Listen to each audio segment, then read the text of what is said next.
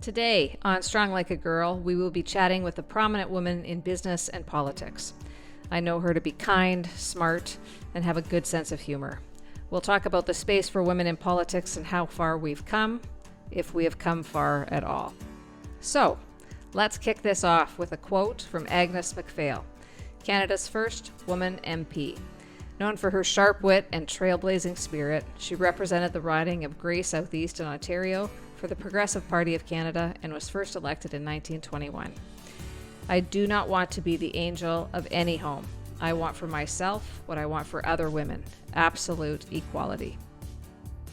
Heather Stefanson is a Canadian former politician who served as the 24th Premier of Manitoba from 2021 to 2023, the first woman in the province's history to hold that role.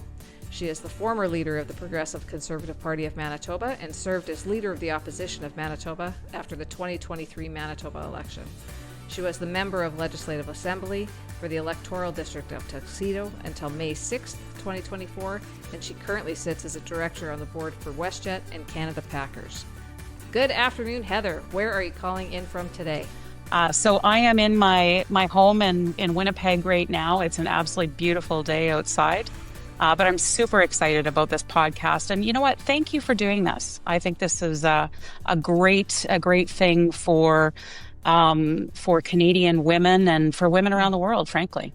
Yeah, I appreciate that. Thank you. Yeah, I'll tell you, I'm sure learning a lot of things that I didn't know. So it's been a fun ride. And so I appreciate you being willing to take a shot on me as a new interviewer and podcaster and and just believing in this project. Absolutely. And we'll have a little bit of fun on the way, right? I hope so. Yeah. So. Yeah. When we met, I was just about to become the president of the Brandon Chamber of Commerce, and you were running for the leader of the Progressive Conservative Party of Manitoba. And I remember I approached you to introduce myself, and what I said was, I really hope you're premier when I'm president. And you smiled and agreed. Do you remember that? I do remember that. And I think right away we just hit it off. I think we understand the importance of more women in leadership roles in our province and in our country. And I think it sort of started with that at that moment. And so it's a special moment, I think, that we share. Yeah. Yeah, and you were successful in that bid and then became the premier. What first inspired you to get into politics? Well, as were you successful as well. So that's kind of exciting as well. And we were there at the same time just to close that loop, which was really good. And I think we were able to get some things done at that time. So that was an exciting thing to be able to work together. What made me get involved in politics? I mean, it really goes back so many years. I was elected for a little under 25 years to the Manitoba legislature. So started off in opposition for 16 years and then went into government after that. Prior to that, I was in the investment business as an investment advisor. And I had to there was that fork in the road at the time as we all get into in our lives is, what am I going to do next? I didn't have children at the time. I was just turning 30 years old. And I was trying to say, okay, which path am I going to take in life? Am I going to go down this one or that one? And I was sitting on Gary Filmon's executive in Tuxedo at the time. And I thought, well, maybe and he stepped down from his seat. And I thought, now's the time to make a run for this. And really what instilled on me prior to this, my parents were a big part of my life, particularly my mother and my grandmother, about giving back to the community. And so I thought, this is my opportunity. I'm going to do this now. I was young and naive, certainly at the time, and felt that this was going to be a time that I could make a huge difference in everyone's lives. And I could, at the time, my number one issue was to keep my friends and young people in Manitoba and keep them from moving to places like Saskatchewan, Alberta, and south of the border even back then. So that's really what got me involved in the first place. So your maiden name is MacDonald, and someone said to me that you have lineage to Sir John A. Macdonald, who is Canada's first Prime Minister. Is that true?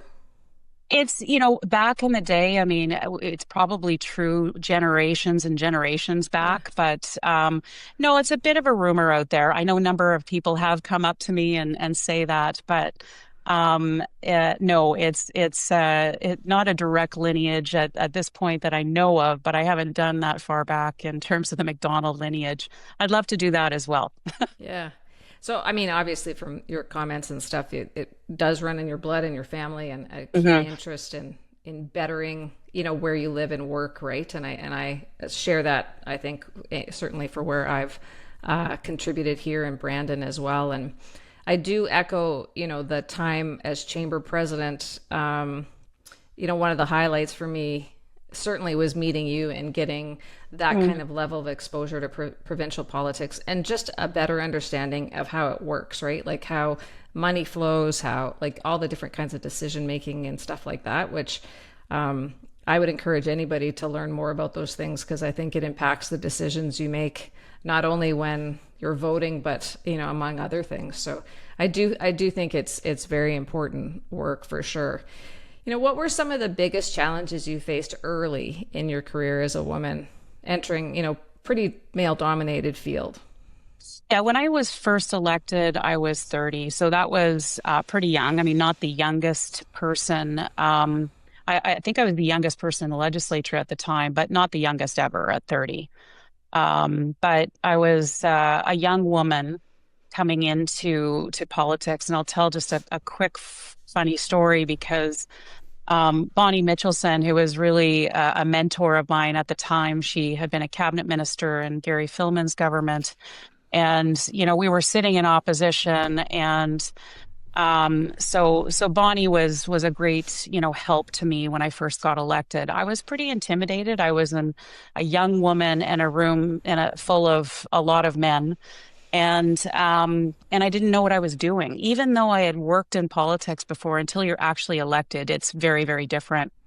So I can recall one day when I thought this is great. We go to I guess caucus starts at 12:45. We go in. We're just starting session. It's the first day of session that I'm going into, and we go into the session into the chamber at 1:30. Question period is 40 minutes, and then you sort of move on from there.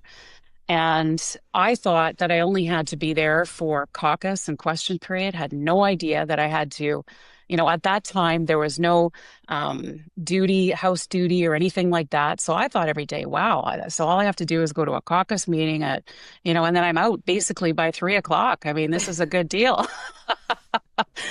So that until Bonnie came to me one day and said, Heather, you do have to stick around after question period because the debate goes on into bills but no one had ever explained that to me. I came in a by-election. So it wasn't like, with the leader, Stuart Murray at the time. So a lot of the focus and emphasis was on him and getting him up to speed with and trained as the leader in the chamber, but not so much as a newly elected, in a by-election, individual in a by-election. So it was quite funny at the time, and I realized. So I went into caucus the next day and sort of apologized and said that Bonnie read the riot act with me. So now I know what I'm doing here. But there are some fun days like that too. And I certainly have learned a lot since since I took on that role. You need those advocates. You need those people who are going to give you those coaching moments and Right. advice. And I remember very clearly Reg Helwer, who was the MLA for Brandon West for us. When I was chamber president, we went to a Remembrance Day ceremony, and as the chamber president, I had to lay a wreath and things, and I had no idea, zero direction, nothing. And Reg very quickly came up to me and said, "Okay, so here's what you got to do," duck, duck, duck, duck, duck, and gave me all. And I was just like, "Thank God for you, Reg," right? Because I it was televised. I was like, I don't know, like, right? And so I think having advocates and people that are going to help you out in those Absolutely. moments are absolutely key. And I think that's a key point too, is that it's not just, the women that we learn from. It's men to help us in our roles as well. And so, we're all in this together, and to the extent that we can help each other out, and Reg is one of those great guys who's a team player and always has been, and a wonderful person. And so I miss working with him. Yeah, Heather, one thing I can tell you is one, I agree with you on the assessment of Reg, but most of the folks I encountered and spoke with spoke very, very highly about working with you, and what a great leader you were. Thank you. And you yourself were a team player, and how much you relied on them to just do the job they had been asked to do. And I think, I think oftentimes we get away from that as leaders, and we tend to want to be overarching. Especially with things that have great importance linked to them. And so that was one of the things for sure that I heard from them about you. Yeah. Oh, well, that's, it's nice. I think it is very important to empower people to do the job that they were elected or appointed to do. And, you have to have the faith in people that you have given those opportunities to, and allow them to grow and flourish and make their own mistakes along the way. And there's nothing wrong with that. I always said to everyone, and I learned this from a previous job I had, where my boss said to me, you know what, when you make a mistake, it's okay. Just know and understand why you made the decision you made, and just stand up for it and own it. And if you make a mistake, then just say so. Yeah, I agree. I always tell our team, and my job is really to give you the tools, resources, and things that you need to do the job we've asked you to do, right? And to make that easy. And if you make a mistake, please don't hide it. Please don't hide it. Tell me, because we can't fix it if I don't know, right? We can't. Yeah. So I think also probably like-minded in that. Have you seen the role for women and kind of the voices of women in politics evolve since you started? Like, there would be more women involved now, right? Yeah, I mean, from the days of Nellie McClung, and you mentioned Agnes MacPhail, Margaret Conants. I mean, back from those days, I think we have, but I think we've had some serious ups and downs along the way. When you look across the country right now, there's still just two women as premiers across the country. We've still only had one woman as prime minister of our country. So we haven't evolved in the last 25 years the way we should have, I think, and the way that I think we can. But I think what is happening these days, and I think in politics, it's become so adversarial that it's something that really I think it turns women off from running. Why do they want to be picked apart that way and treated that way when they don't need to be, So I think it is turning people off, the negativity in politics. And so I hope we can change that. I don't think it's going to happen as long as what's happening in the U.S. with that kind of style of politics happening right now. Because it does infiltrate into Canada, and it does, it is here as well. And I'm not a fan of that. I never have been. I think our last campaign was negative. I didn't like, I don't, no one ever likes the negativity of a campaign. They always say it does work to change people's minds and that sort of thing. But I didn't get involved for the politics. I got involved to get things done. And so to me, the politics tended to get in the way of getting things done more often than not. And I think that would be an example of probably why we don't have more women involved today. Is the adversarial nature of all this, I think. Yeah, I agree with you. We just started a group here to try and get more women elected to city council. Mm-hmm. So there's a bunch of us, and it's really just to kind of throw our support and resources behind folks and help them be, the best version of themselves when they go ahead and want to compete for that. But that's one of the things that has come up a lot is, and it's not so, I wouldn't say it's so evident here in municipal politics, but you see it everywhere else, right? And I was curious, like, how do you deal, or how did you deal with, like, the crappy comments that people would make, like like just about how we look, Yeah. right? And Oh, you and I are similar ages. Well, we're just a few months apart actually, but are we? Yeah. yeah, like I was born in October of 70, so Oh, okay. Yeah. Yeah. yeah. And it was May. So there you go. Yeah. And I just, I've spent so much of my life worried about how much I weigh and what I look like, and all of that stuff, right? That I probably manufactured some, but I'm not going to take credit for all of it for sure. So what was the mental work you did to just go, you know what, that doesn't matter, and do your day job as running the province, like being the premier of the province, and not letting any of that kind of tick away and eat away at your confidence? Well, and the key word is confidence. And I think that is the most important thing that we can teach young women today is to be more confident in what they do. And I think this next generation coming along is much more confident, certainly than I was, growing up. And I think that's a really good thing. They're strong like a woman. Yeah, yeah, yeah. So it's I think it's going to be positive moving forward. I mean, at times I used to sit down and say, "Are you kidding me? I've got to go get my hair done and my makeup done." That's not who I am. Getting hair done, makeup done, figuring out what to wear on a daily basis because you're out in front of the media all the time. And so all of those things, I mean, I had to sort of reach out to friends for help because it's not my area of expertise. It's just not something that I ever really, I mean, you care, you want to be presentable and all of these things, but when it becomes the number one issue, I think that that's a problem. And I do think it's unfair, but it is a reality. And so I guess it's, we got to just learn to embrace it and do it. But I will tell you, spend more time, half the time trying to, make sure I'm wearing the right thing, I've got the right hairdo and everything else. And I always, I'd have to stay up later at night being briefed properly and reading the briefing notes and everything else for the next day. It just takes up more time in the day. And it's unfortunate, but it is, the reality of what we live in. But I think, when you go out and you hear the negativity from people, sure, it's hurtful, but I recognize that people are just angry for various reasons, and it's more to do with them than it is to do with me. And it's really important to separate yourself from the job and the role that you're playing. So they were angry at the Premier of Manitoba. They were angry at the Justice Minister. They were angry at, because they're angry about a certain thing in their life. They're not angry at me personally. They don't know me personally. So there is a real need to separate yourself, and it's, from the role that you are in.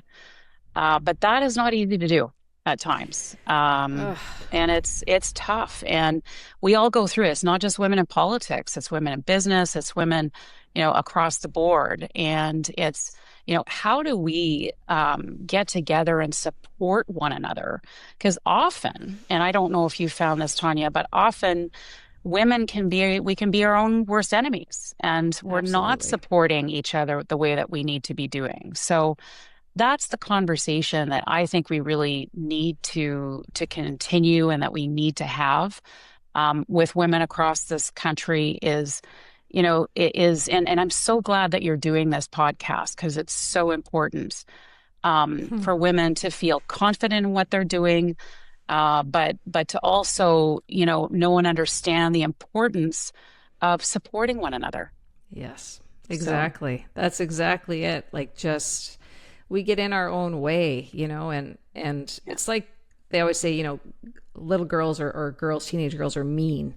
And I'm like, but that's, I think everybody can be mean, but I think that's a learned skill. Like, I think we teach people how to be like that. I don't think kids are inherently built like that. And right. I mean, I would love if this creates, a movement and a momentum above, with women that just come together and support each other, no matter what we look like, sound like, any of those things, right? And we just get to the work of being good humans and citizens. I mean, that'd be a pretty good highlight, I think, out of all of this. I just was asked to join an organization, the International Women's Forum, so IWF, and it is a wonderful organization of women who have been in the top leadership roles, whether they're, the president of their companies or their nonprofit, the head of their nonprofit, or in politics. There's chapters all across the country. The Manitoba chapter started back in 2022. I just was asked and just so honored to be asked to be a part of that. And I think that is a forum where we can learn from different chapters around the world. What are other countries doing to embrace, working together as women? And I think this is one organization that has been around for a while now, and I think will be great moving in that direction to make sure we're all working together.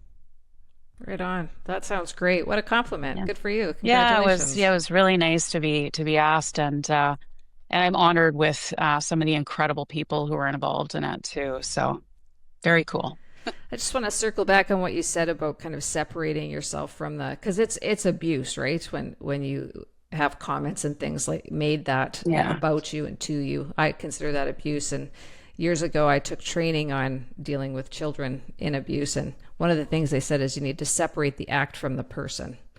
Right? Is I'm sorry something so bad happened to somebody so good.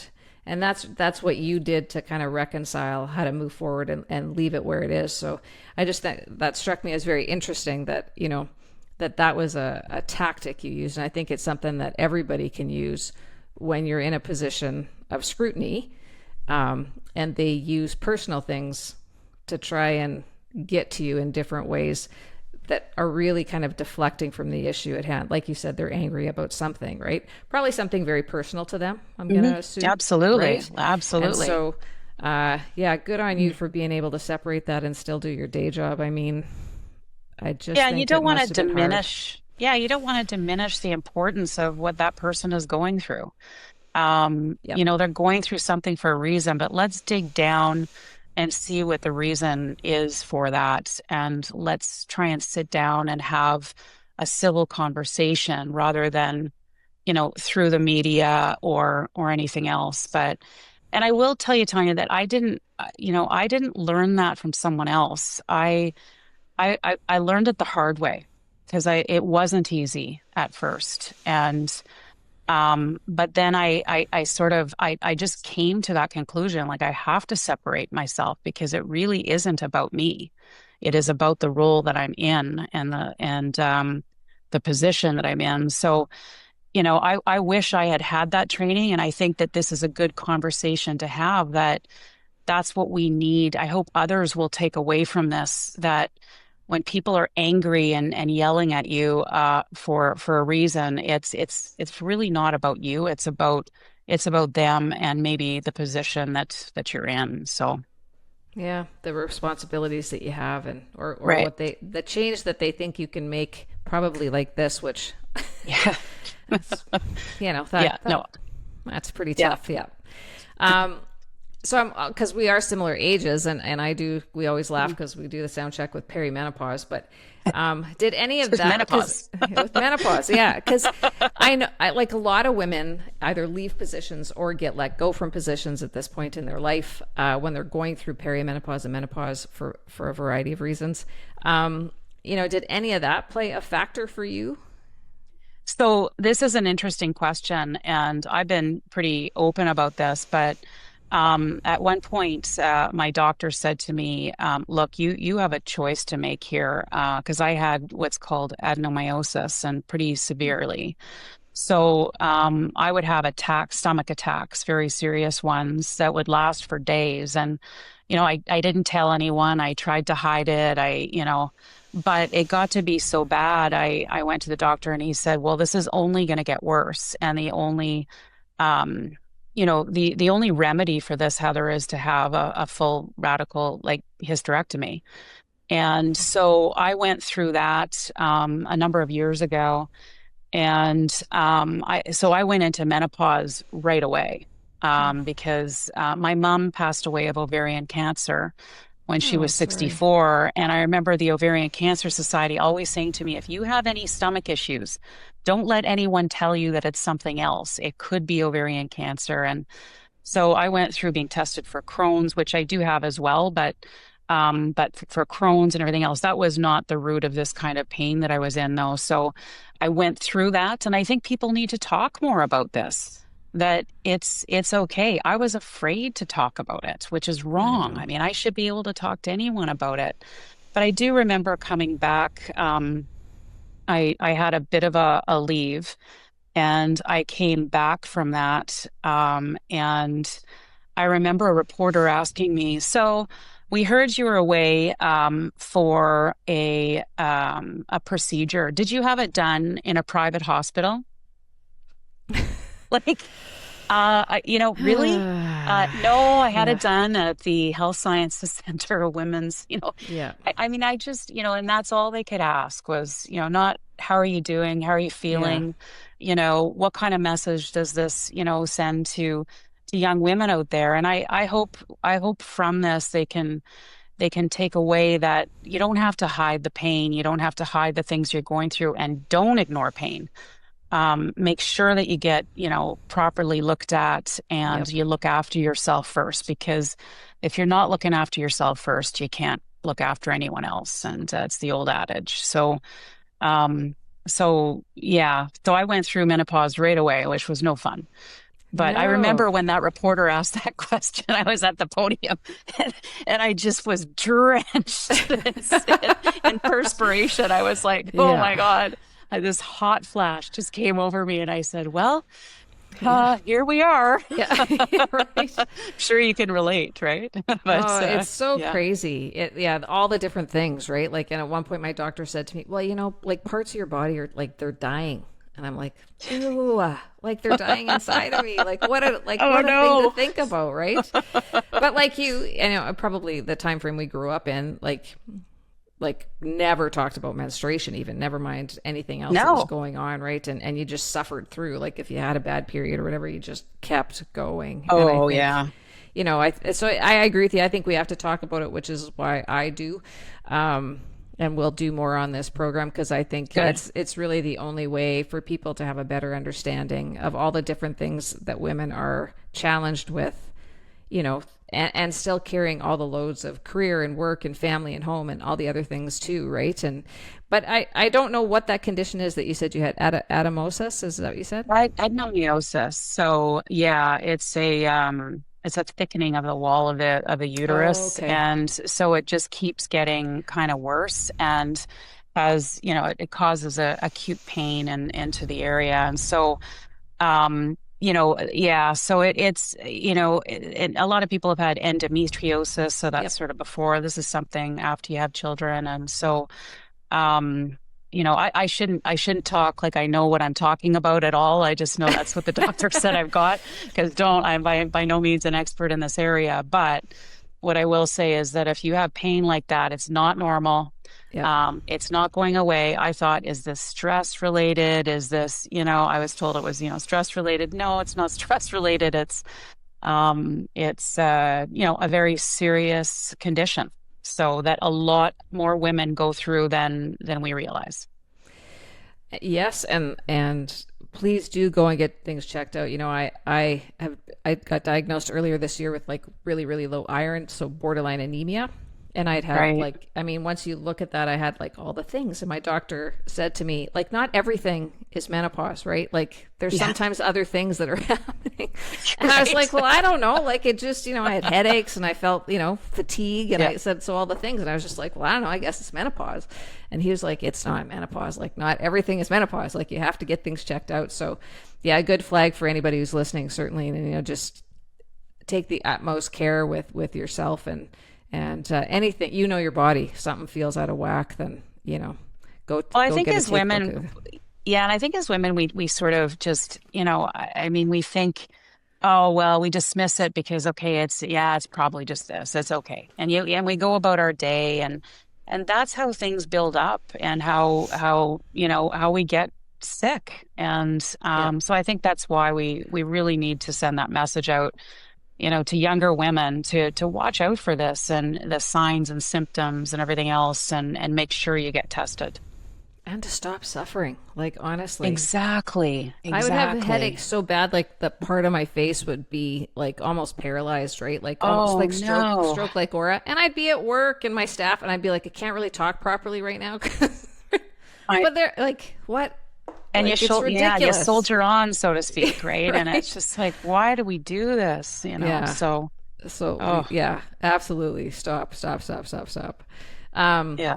I'm obviously a supporter of yours, and Oh, like thank you. you said, we had a Likewise, by the yeah. way. Well, thank you.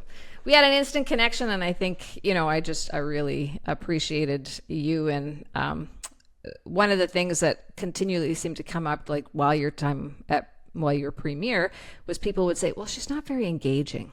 So I would always say, Mm, "Okay, so tell me what you mean by that." And they would have no answer, right? They'd be like, "Well, I don't know." And I'm like, "Well, why do you think that?" And they say, "Well, everybody says that." I go, "Right, but where does it come from? What is it? Like, what about her is not engaging?" And I think you look at, our current sitting premier, Wab Kanu, who is a trained media personality, mhm, right? mhm. So it'd be like putting me up against like Mel Robbins or somebody else, or, like they're trained in that space, right? They got so Right. many years experience in it. And I think it's a bit of an unfair advantage. The level of training he probably had to be in the public eye and present like that, right? So did you take any like media training, public media training, things like that?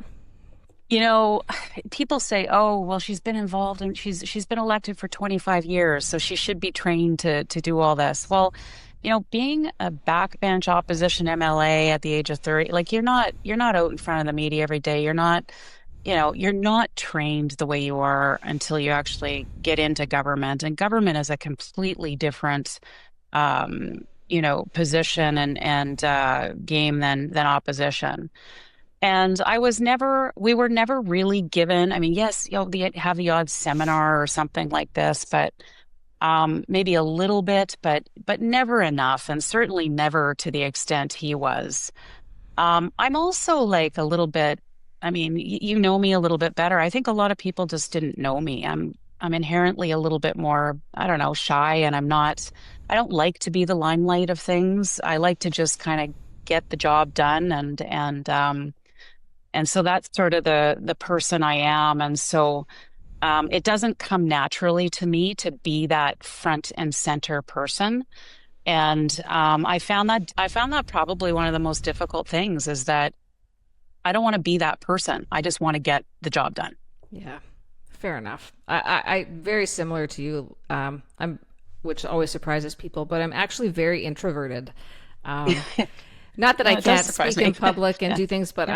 I'm very introverted, right? And I spend a lot of time alone and reading and in nature and things like that to kind of Mhm. recharge my batteries, right? And I think, yeah, I totally know what you mean when you just wanted to do the work, right? And that was just part of it, but that was the least desirable part was having to do that. And I know even as being like the small role of being chamber president here in Brandon, Mhm. Manitoba, the amount of times you speak to the media and you're like, I have no idea what they're going to actually print, right? Oh Like, no. Or what they're going they're to ask. or what they're going to ask, and you're like, oh boy. And I don't think people who have never been in those positions have a great appreciation for like how fast you have to think and process information and thoughts in order to be able to spew out anything that would be kind of useful, right? And not put you in a poor light. Like, Yeah. I think one of the most important things too in all of that is just to be yourself. And I think I had difficulty just being myself at times because I felt it's like this game, and this political game that is very uncomfortable to me. I would rather sit in a room with people and who have challenges and issues and work with them to overcome those challenges that they're facing in life. And to me, that's the real role of government, is to help the people in our province. It's not this, the politics of it all. And so I think it was challenging for me. I was being kind of torn in different directions. You've got to be tougher on this. You've got to be, well, I'm not inherently a negative kind of tough and person, right? So it's when you're asked to be something that you're not, it doesn't come across very naturally. So I think part of that is a challenge. And I would say to anyone out there who does this, just be yourself, be who you are, and don't let anyone tell you to be something other than that, because you were elected to be in that position for a reason. And so trust the people that elected you to do it. Yeah. Well, that's a pretty honest answer. So thank you for that. And I would say give yourself a bit of a break, because, under intense scrutiny 100% of the time. Yeah. Right. And that's very difficult for anybody. But again, with all of the personal things that people had coming at you, and to be able to just put that aside and do the job, and great respect for you for that. Well, thank you. Yeah, thanks. I mean, listen, don't get me wrong. There were some amazing times, and I met some incredible people, including people like you, that will be friends for life. And it's really, that to me is amazing. And I think it's just, I also had a lot of fun along the way. I mean, you have to laugh. You have to be able to laugh at things and laugh at yourself for doing silly things that you shouldn't be doing, but have fun with the people that are around you as well. And I think, we used to sort of joke and say, you can't make this stuff up. Totally. It's that things just happen, and you just sit back and you laugh and say, I can't even believe this just happened, but it did. And here we are. And, and there's lots of times like that were a lot of fun and that I enjoyed with, I enjoy getting to know my colleagues, and on both sides of the house, frankly. Sure. Yeah. There's some wonderful people on both sides of the chamber. And, I enjoyed that over the years. I think it became much more adversarial near the end than it was at the beginning. I remember at the beginning, I had a lot of people from the NDP coming over and congratulating me on winning my seat. And, you just don't see as much of that anymore. And I think we need to get back to that. We're all elected to represent the people in our constituencies. We're all equal here. And everyone should be treated that way. So. Yeah, and I think I would really like to, when I grew up and kind of coming up in politics, just learning, about politics and voting and all that kind of stuff. It was very much that you could believe what you believe and I believe what I believe, and we could have a chat about it, but we could still break bread or have a drink or whatever. Right. And I feel very much that that has separated and changed. I know people that live in the United States and people in their families who don't speak to each other because one supports Republican and one supports the Democratic Party, and I just think, wow, we gotta be able to let people believe what they want to believe and still be able to communicate. Yeah. Right. I mean, there's been a lot of challenges over the last, number of years, including going through a worldwide pandemic, right? Which has really polarized people, and including, dividing families, which was very challenging. You've got the war that broke out in Ukraine, and, now what's happening in Israel. And, it is, there's been some very, very serious challenges and huge economic challenges across this country and around the world as well as a result of many of those things. So it really has divided people. And I think now more than ever, we need to find ways to bring people back together. And that's what I love about what you're doing with this podcast, because this is about bringing women back together and finding those the common ground, the commonality, and supporting one another through our journeys. Because we all have our separate journeys, but we can always find common ground. And so let's find that. And again, just thank you for doing this, because I think it's so important moving forward. Well, so far it's been a hoot, so we'll see how it all ends up.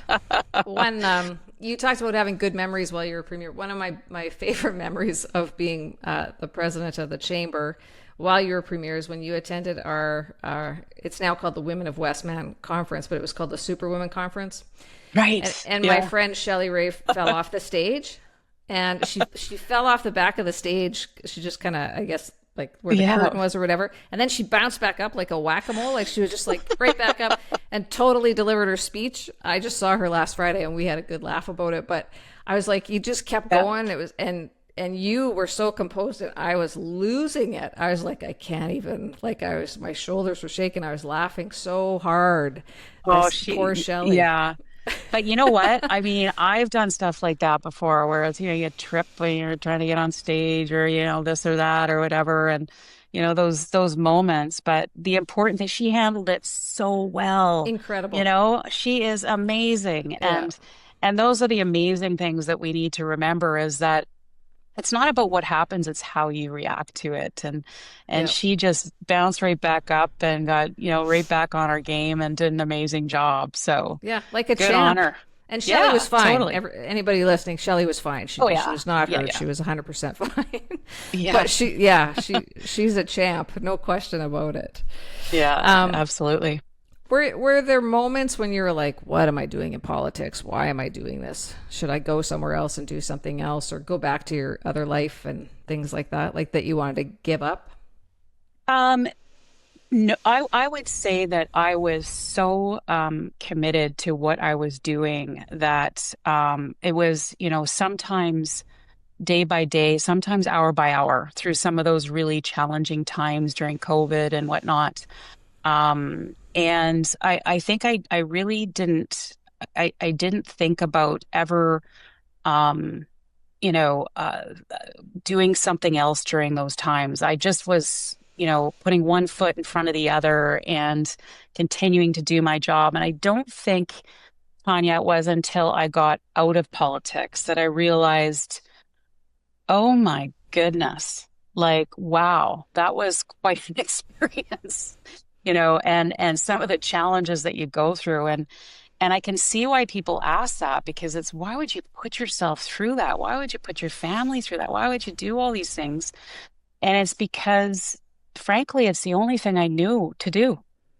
I had been in politics for most of my life, and this is just what you do. And you soldier on, you put your one foot in front of the other and you continue on, you put your game face on and you get out and you get things done. So no, I didn't at any time. I mean, were there some challenging times where you say, oh my goodness, like, wow, how do I deal with this? Because it's so challenging. Yes. But you make a decision and you move on and you stand by the decisions that you make, and they're not always the right decisions. But that's what being a leader is all about, is that you're forced to make decisions that are not always going to be right. And so you just, you continue on, you make your mistakes just like everybody else does. But I will say, looking back now, I sort of say, okay, now I see why people ask me the question, like, was there any time that you wanted to get out of that? Or was there any, would you ever go back into it? Yeah, no. Yeah, I think, a couple of the lessons there are, we don't quit just because it gets hard. Right. Right. Right. And I always say leadership is like a tight white spandex dress. Takes a lot of balls to wear it, right? And it's going to show every flaw you have. Right? Yeah. No, it's true. And, I mean, it's funny you should say that, where it's just, going back to, women and what they look like. And they're always sort of like, oh, the frumpy, Heather and this kind of stuff. Well, it's funny. As soon as I left politics, I lose 25 pounds. I feel great. And every person you see that leaves politics, it's sort of like, wow. You look so much better. It's like, did I really look that bad when I was in politics? I think it's the weight of all the things, right? It's not even just the physical weight, but it's no, it's the mental weight and all of that too. The tremendous mental responsibility. So. Right. Yeah, absolutely. Yeah, no question. So I was also told that you were the first premier of Manitoba to have around the clock security, 24-hour security. Yes. Yes, Yeah. I was. Yeah. And I also was told that that was because people had made threats against your life and the lives of your children. Is that So I would say death threats against me, which extends to your family, but I wouldn't yep. say to my children directly, no. And but it's not easy for family going through this. Listen, I didn't like having people around me. It wasn't 24/7. Once they drop me off at home, they're not, sitting in my living room till I wake up in the morning, Yeah. So, like let's, but it's all depends on what the threat is. I can recall at one point, with the death threats, I mean, they had to beef up security and a parade I was going in, they had to beef up the security for that. And so, it's unfortunate that those things have to happen, but it was all gauged on the risk Yep. level, and it was deemed to be a higher risk level than usual. And I think it was, we were just starting to get into this time in politics where it was that much worse and that much more dangerous. And I think as a woman as well, um, I mean, look, we're going in, like, think of all the parades you go in through rural Manitoba and all the festivals that you go to. You're meeting a lot of people on any given time, and you just never know if someone's going to snap or what's going to happen. And so it's really to prevent some of those things from happening. And there were some incidents, but I will tell you, the people, the RCMP were absolutely fantastic, wonderful people to work with. I had so much respect for the job that they do, um, and that our police officers do across the board, frankly. Think of what they deal with on a daily basis. They get up in the morning, they go out there, they have no idea, what they're going to face on a daily basis. Similar to politics, Yep. but, I don't have, I'm not facing someone with, maybe a gun to my head necessarily, right? Yeah. So it's, I have a lot of respect for those that helped me and my family out during those times. But again, just another form of, I would call extreme stress of those situations. I had a Right. staff member who had some mental health problems and started to, text me and say things to me and, very stalking like behaviors. And I found it to be very unnerving, right? Yes. Of, being very alert all the time of who I'm seeing, where are they, what's this look like, is that the truck, is that, whatever, right? And just being kind of hyper aware all the time. And I think, again, it's like when I run early in the morning in places and all the things I have to think about to keep myself safe. I Right. think, yeah, it's just one more load that I think women carry in a different way. Not that men don't have to keep themselves safe or have different considerations, but I do think they're vastly different in the Yeah, management. I was the only one, I was the first one in Manitoba, but we were the last in the country to have someone Really? overlooking their, yeah, every other province, had security other than us. So, it just sort of goes, without saying that it was overdue and well overdue.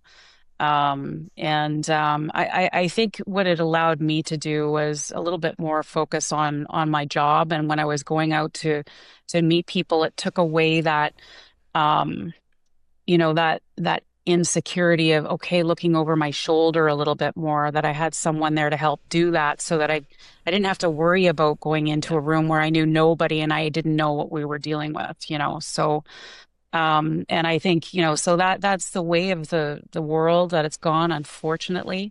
But we were the last province to do that. And I remember when they said to me, we need to bring this in. I said, okay, but let's model it off of what Saskatchewan's doing then. I don't want anything more than so we did that. And it's, I think it's important now for our premier, whoever it is, and it's Wob right now, to make sure that he's able to have that security around him to go out and be safe wherever he is in in our province, but they do travel with you as well. Yep. I just didn't do a lot of travel. So, yeah.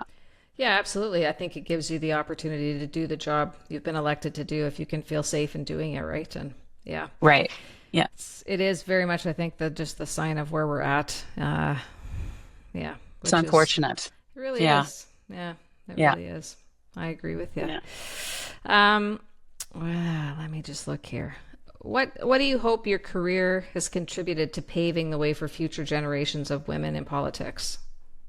Well, I just think, you know, I hope that it encourages more women to get involved in politics at different levels. It doesn't necessarily have to be elected.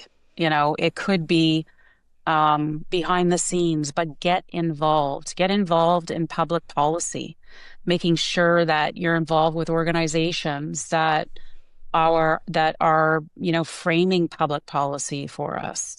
And if you feel passionately about issues, get out and talk about those issues, because I don't think as women we're doing that enough.